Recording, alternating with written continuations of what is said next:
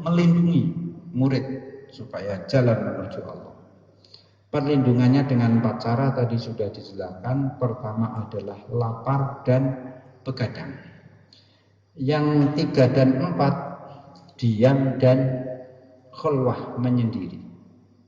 Diam itu tidak bicara, menghindari bicara, meminimalisir bicara. Itu memudahkan untuk uzlah, menyendiri. Tapi menyendiri pun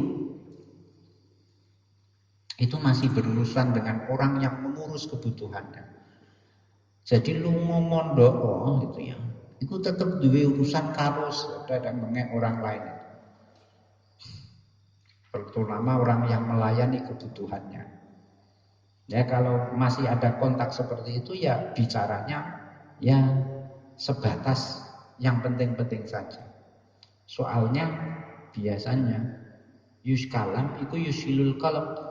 Kalau suka bicara kepada para pelayan di tempat ini tadi, hisnan di tempat sufinya, di ribatnya itu, padepokannya sufi, di pesantrennya, kalau masih suka banyak bicara, ya hatinya tidak fokus, terganggu. Itu. Tidak fokus zikir, fikir gitu. Khulwah yang keempat. Khulwah itu, uzlah itu dari keramaian gitu ya. Dari publik, dari masyarakat luas, itu namanya uzlah, mencil. Setelah mencil ini ditempuh namanya khulwah, menyendiri. Jadi tahapannya uzlah baru khulwah. Karena ketika uzlah ini ketemu sesama murid, ini bisa hanya uzlah tapi belum khulwah. Oleh karena itu harus teknis lagi, namanya khulwah, menyendiri, mencil dari masa itu. Istilah i'tizal atau uzlah itu dari masyarakat luas, kalau khulwah itu dari lingkungan sekitar. Nah, khulwah ini manfaatnya dad'us syawagil, bisa menolak menghindarkan gangguan-gangguan, membatasi mata, membatasi pendengaran. Soalnya apa? Hati itu, mata dan telinga itu bagaikan halaman pelataran hati. Hati itu rumah, pelatarannya apa? Halamannya apa? Ya mata dan telinga. Jadi mata kamu melihat abang hijau gitu. Hatinya nanti merespon itu. Makanya matanya dipejamkan. Telinga juga begitu. Tuh. Sehingga perlu agar hati tidak terganggu apa yang terjadi di pelataran itu, maka dibatasi dhabtus sam'i wal basar. Karena apa? Hati kita ini melalui indera kita, mata, telinga, hidung, mulut, indera ini, itu kita akan dapat informasi, dapat objek-objek masuk di hati kita. Akhirnya yang masuk ini kotor. Dulu sudah pernah diteorisasikan, dibuat ilustrasinya. Jadi hati kita itu supaya terisi dengan air yang jernih, itu jangan alirkan sungai. Jadi danau, kamu ingin membuat gelombang danau, ingin airnya jernih, ya jangan datangkan air dari luar. Kita buat parit aliran air terus didatang, ya mesti kotor.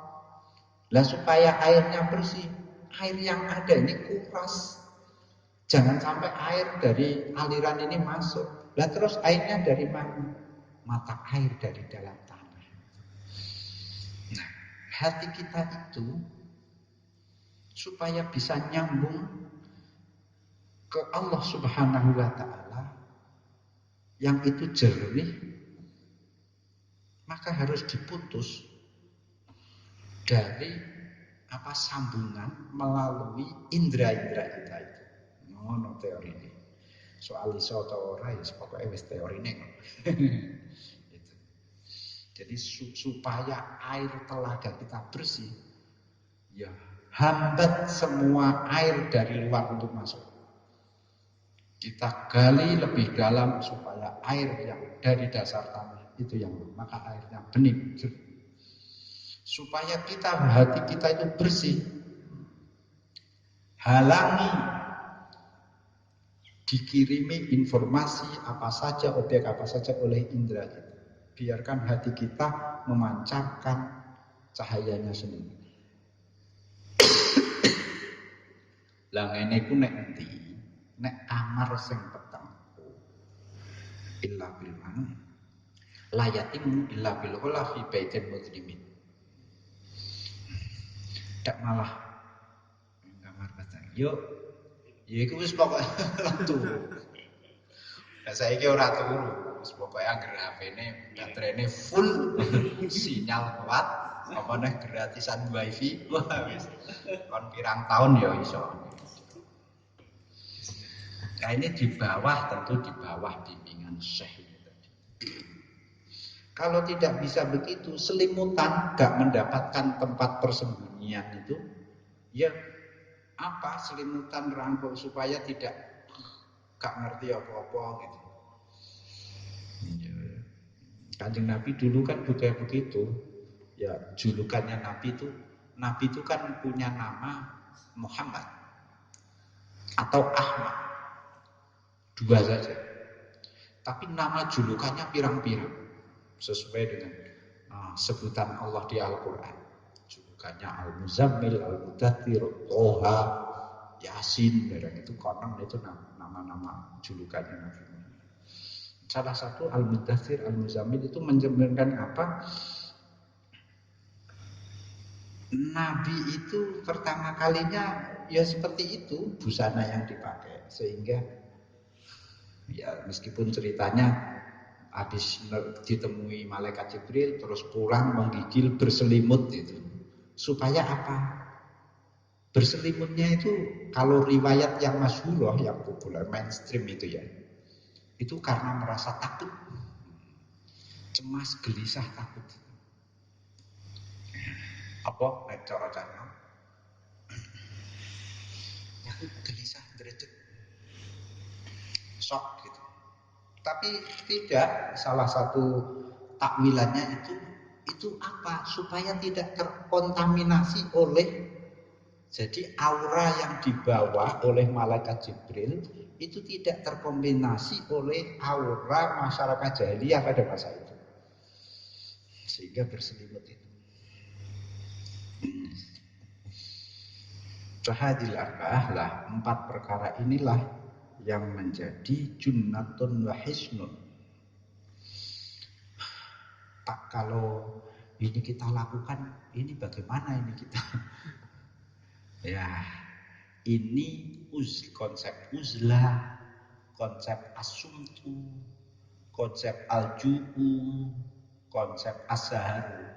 Ini konsep yang teknisnya bisa bermacam-macam sesuai kondisi. Dan khulwahnya kita, uzlahnya kita apa? Yura lunga gunung golek padepokan, ora ana guru wis ning kono gurune mbok parani yo gurune wis HP-nan re, android padha ae. Nah apa? Ya menghindari, yaitu membatasi. Pembatasan sosial berskala besar. Itu membatasi medsos gini-gini itu tidak mungkin kita itu. Makanya yang konon ini, yang PDP itu dia menghindari medsos supaya dia imunitasnya tubuhnya dari meningkat. Soalnya itu memudahkan kegelisahan. Tapi ini dari perspektif psikologis. Ya sesuai konteksnya.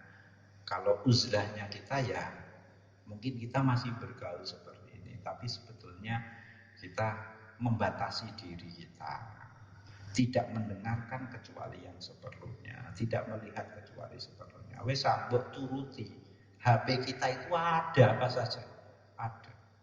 Mbok turuti, yuk Tidak ada ujungnya. Kowe bar buka ini kok gini, ora malah sing mbok jujuk lali mau aku goleki apa. Itu. Apa saja ada di situ. Itu perlu dobtul basor, membatasi penglihatan kita. Itu sudah bisa disebut uzlah. Uzlah yang kontekstual, sesuai konteks. Qala rahimahu ta'ala,